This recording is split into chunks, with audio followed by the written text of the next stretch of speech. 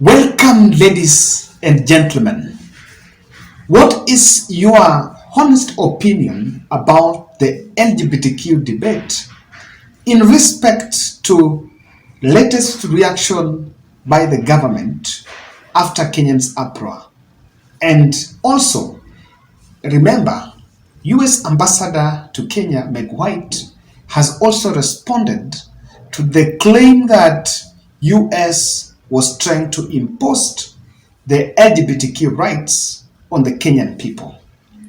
This ruling came last weekend. Today is Friday, and now today is heating up. So people are asking questions. Why that silence all along? If you really meant well for it, kindly subscribe to our channel, click the notification bell, and also watch our videos. For those who share our videos, I want to say thank you. But I want to read your honest opinion on this matter. I'm asking because when this issue came up, there were two narratives that came up. The first narrative is that America was directly linked to it because the first lady is in the country. But the other one also was that the Europe nations that are supporting it are behind Africa, are behind Kenya's move. Today I have seen a reaction from Meg White. She's saying they hold a different opinion, but to that of the Kenyan states, but does not mean she's trying to delink the 16 billion donation to what is going on. I wanted to listen to what she said when she held a press briefing to respond about the issue. Our view is every country has to make their own decisions about LGBTQ rights. In the United States, we probably have a different position, which is we view LGBTQ rights as human rights. But we respect every country's point of view on what position they want to take on this, and we will respect that. But of course, our democratic values and the way we feel is different, and that's okay. Countries have differences. We have a very strong working relationship over many years, and I think the Kenyan government probably knows the U.S. perspective. In fact, I know they do, but we also respect Kenya's right on this particular issue. But I want to underscore there is absolutely no linkage at all between that food and drought relief and Kenya's stance on LGBTQ. That is Meg reacting, saying they're not really in it. Then you'll find today, the same day, the deputy president, the truthful man, was in Eldoret in some show event. He was a guest speaker. He was a guest in some event there. And he said kwamba wale wazungu wasituletee hiyo kitu hapa, and in what was seen as a rebuttal against the issue. But I wanted to pick up this statement from Rigathi because it will help us to just ask a very important question on who is lying and who is saying the truth. Ati wanaume waoane na wanaume, ati wanawake waoane na wanawake. Hiyo ni maneno yanawezekana? Hiyo ni ujinga na utoto, na ni mambo ambayo hayawezekani. Sisi tunataka wanaume waoane wanawake na wanawake waolewe na wanaume. Sasa mwanaume akioa mwanaume mwingine wataabiana nini? Iko kitu wanaweza ambiana? Sasa hao wasichana wetu wote warembo wataolewa na nani mkisema wanaume wawe wanaume? Hiyo ni maneno, kama itawezekana mpeleke huko kwa wazungu. Mila na desturi ya Wakenya hapa ni mwanaume awe mwanamke, na kama hataki aende akae peke yake. Siko namna hiyo. Akae peke yake. Wewe ukisikia hutaki kuoa mama, mkae na yeye, kaa peke yako ukiwa single. Wewe mama, kama hutaki kuolewa, wewe kaa peke yako. Hakuna mtu anakuuliza. Hao wazungu wasituletee hiyo maneno hapa. Na hii wazungu ndio tuliwafukuza hapa, walikuwa wamechukua mashamba yetu. Si mnajua mimi ni mtu ya huko kwa mstudi kwa Maumau. Hii wazungu wasikasirishe sisi tena. Walikuwa wamechukua mashamba yetu. Sasa hiyo maneno wanajaribu kusukuma hapa, ati mwanaume awe mwanaume. Hiyo ni maneno yanawezekana? See, I listened to Rigathi and something crossed my mind that the DP has projected himself as the truthful man. The man who always say the truth, even if it unsettles you, even if you feel it's unpopular, but he will say it.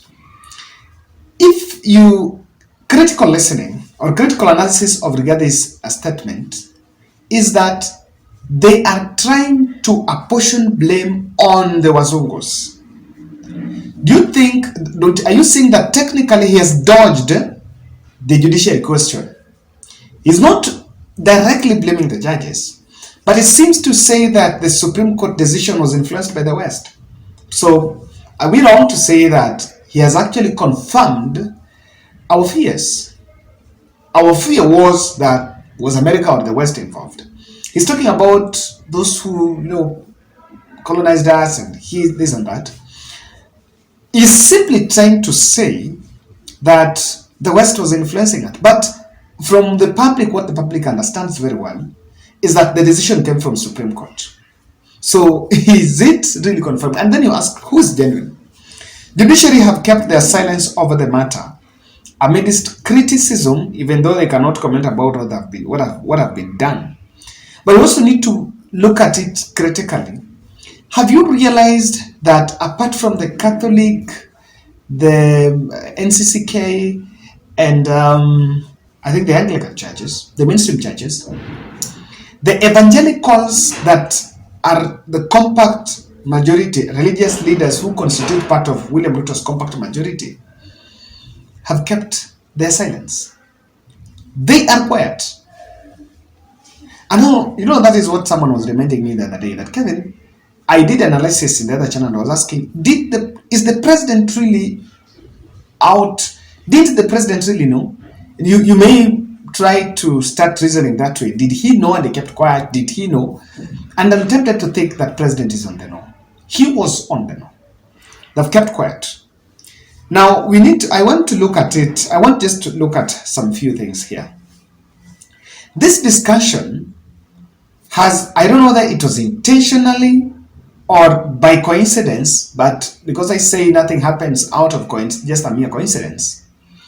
Was it really meant just to divert the attention of the public from the China Square issue or what Azimio la Umoja has been pushing?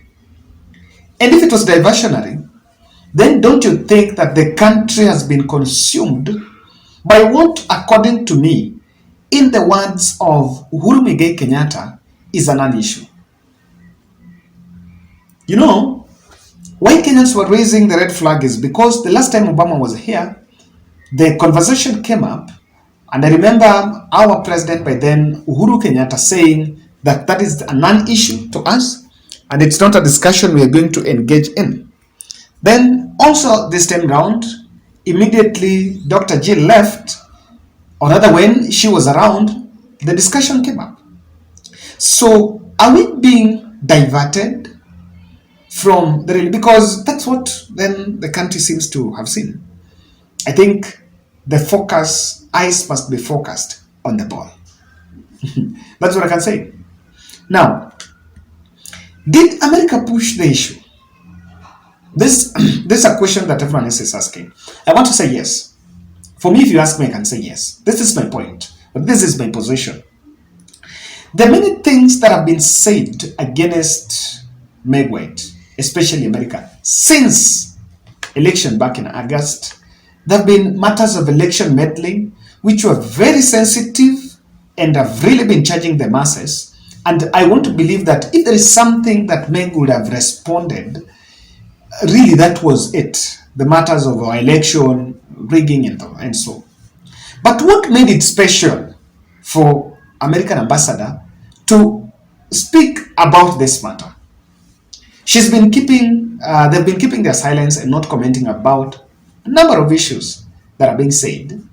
Then why is it that this one became a little bit pinchy and they had to come out and respond? I even saw someone asking in the comment section, why is it? Because what was happening is that there is no court that had made, or there is no such a strong position that was made that America is involved. But it remained as a bit of a rumor or just a narrative in the public. Why did they have to come out? Because also, you must see, could it mean that this was something to be put here but it met the resistance beyond measure. And then they had all of them to do a rebuttal. Both government have done a rebuttal, and after seeing the state doing a rebuttal, they have also came out, because it's not a coincidence. Remember, President William Ruto spoke yesterday in KSCC. Today, Rigathi Gachagua spoke. Then today, the ambassador spoke. So, if ambassador, and this narrative started over Monday, today is Friday. If it was just in the context of what is going on, don't you think that the response would have come early?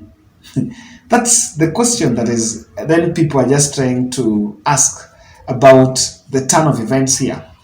I think William Ruto threw America under the bus. And after they realized that Kenyans were actually united against that. No one is talking about the funding or how much is it or what about it, but then the response by Meg tells it all. This seems to have hit harder.